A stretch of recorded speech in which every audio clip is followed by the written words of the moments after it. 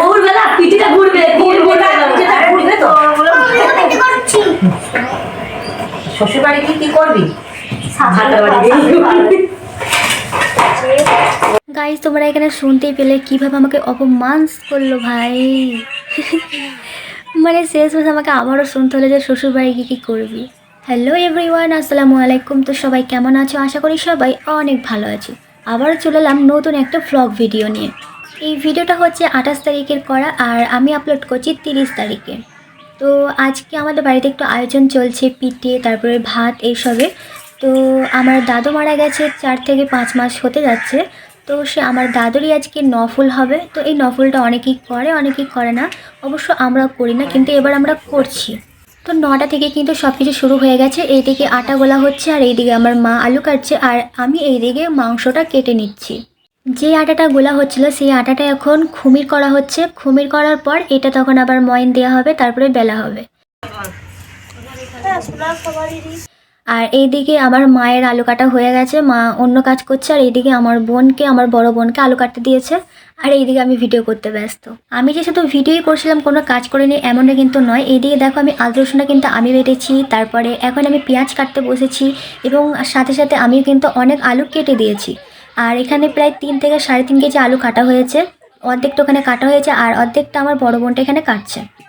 এখানে দেখো ওই যে খুমিরটা করা হচ্ছিলো, সেই খুমিরটা কিন্তু ময়ন দিয়ে রেখেছে। এখন কিন্তু এটা অনেক গরম, তাই ঠান্ডা হওয়ার জন্য রাখা হয়েছে।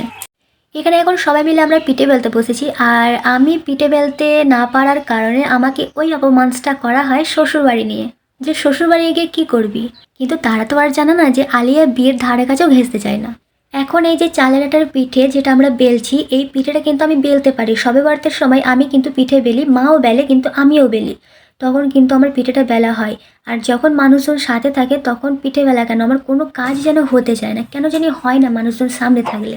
যেমন এখানে আমি একটা পিঠে বেলতে গিয়ে আমি হাজারবার আবার এর মুখের দিকে, আবার তার মুখের দিকে, আমি ওর মুখের দিকে তাকিয়ে যাচ্ছি একটা পিঠে বেলতে গিয়ে। কেন জানি আমার মনে হচ্ছিল আমি যেন কোনো কাজ করতেই পারি না, আমি পিঠে বেলতেই পারি না, আমার এমনটা মনে হচ্ছে।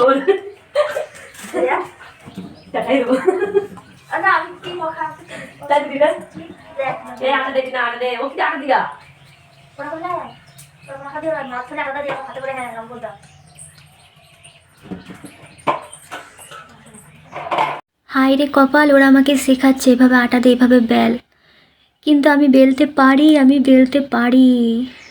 কিছু করার নাই, মানুষজনের সামনে আমার কোনো কাজই হয় না।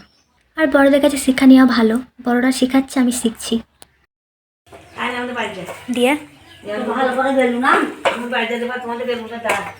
ওনাদেরকে যেই বেলুন দিয়েছি, লুচি বেলার বেলুন দিয়েছি, সেটা করে পিঠে বেলতে পারছে না, এই বেলুনে করে পিঠে বেলবে। তাই আমি চলে এলাম ওনাদের বাড়িতে বেলুনটা আনতে। ধই ধই করে মারতে হবে।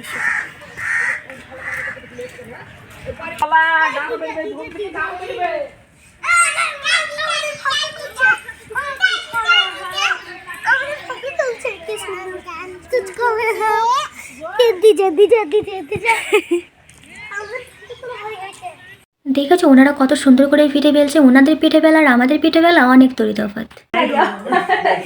এই দুটো কে করেছে?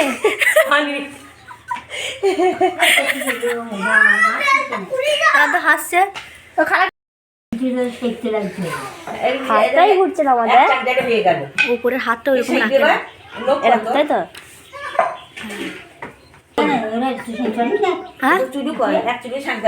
পিঠে তো আমি বেলি, তো সব বড় তো সবাই পিঠে বেলি, সব শেখতেও পারি। এইদিকে আমি পিঠে শেখতে বসেছি, আর ওইদিকে মা রান্না করছে। ভাত রান্নাটা হয়ে গেছে, এখন তরকারি হচ্ছে, আর সুজি রান্নাটা হচ্ছে, মানে ফিন্নি। উল্টো বা উল্টো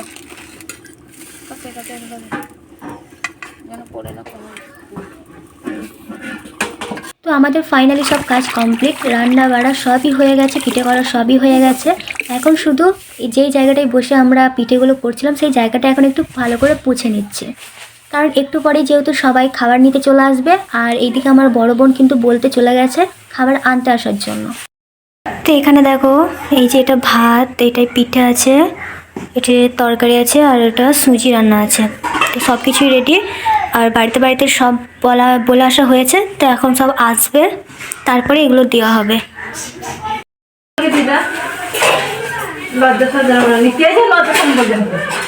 তো বন্ধুরা আজকের ভিডিওটা এতটুকুই। এখানে সবাই খাবার নিতে আসছে এবং খাবার দেওয়া হচ্ছে, আর এদিকে আমার মা কিন্তু খাবারগুলো দিচ্ছে।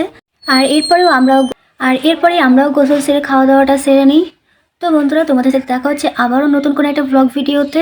ততক্ষণ সবাই ভালো থেকো, সুস্থ থেকো। আল্লাহ হাফেজ, টাটা।